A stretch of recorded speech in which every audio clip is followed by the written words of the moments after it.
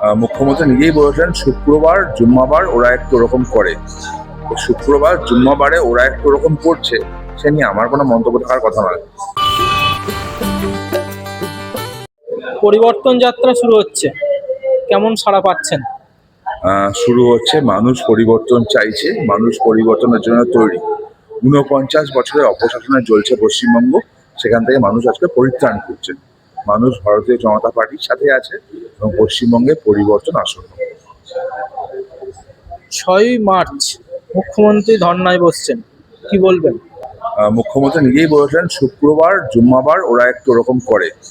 তো শুক্রবার জুম্মাবারে ওরা একটু ওরকম করছে, সে নিয়ে আমার কোনো মন্তব্য থাকার কথা নয়। মুখ্যমন্ত্রী ধর্নায় না বসে যদি কাজের কাজটা করতেন তাহলে অসুবিধাটা হতো না।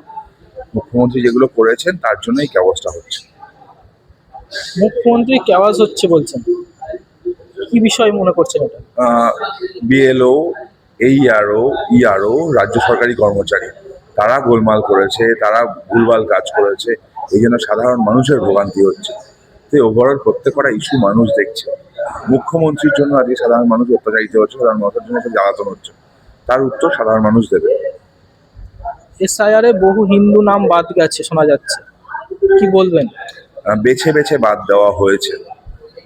রাজ্য সরকারের কর্মচারী, বিএলও, এইআরও এবং ইআরওরা ইচ্ছাকৃতভাবে ভুলভাল করেছে, যার ফলে অনেকজনের নাম বাদ গেছে বা অ্যাডজুডিকেশনে আছে। আশা করছি নামগুলো রিকভার হয়ে যাবে। অ্যাডজুডিকেশনের পর যখন অলরেডি বিচারকদের অ্যাপয়েন্ট করা হয়েছে, তারা ব্যাপারটা দেখছে, তারা নিশ্চয়ই ঠিক করবেন।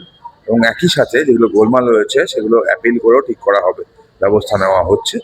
আবার বলছি, মমতা বন্দ্যোপাধ্যায় এবং তার দলের জন্যই ঝামেলাগুলো হয়েছে। মমতা বন্দ্যোপাধ্যায় দলের জন্য এটা ঝামেলা হয়েছে, কারণ এটাই দাবি করছেন, তাই তো? একদম পরিষ্কার হিসাব। প্রথম দিন থেকে মমতা বন্দ্যোপাধ্যায় বলেছেন যে আপনারা আমাদের কর্মচারী, আপনারা মনে রাখবেন, মানে উল্টোপাল্টা হলে আমি দেখবো আপনাদেরকে। আচ্ছা, মমতা বন্দ্যোপাধ্যায় হুমকি দিয়ে কাজ করিয়েছেন। আর প্র্যাকটিক্যাল তো বিএলও তো সরকারি কর্মচারীদের হওয়া ছিল। পশ্চিমবঙ্গে 50% বিএলও হচ্ছে আশাকর্মী বা কন্ট্রাকচুয়াল ওয়ার্কার্স। তারা কি কাজ করেছে মানুষ দেখতে পাচ্ছে।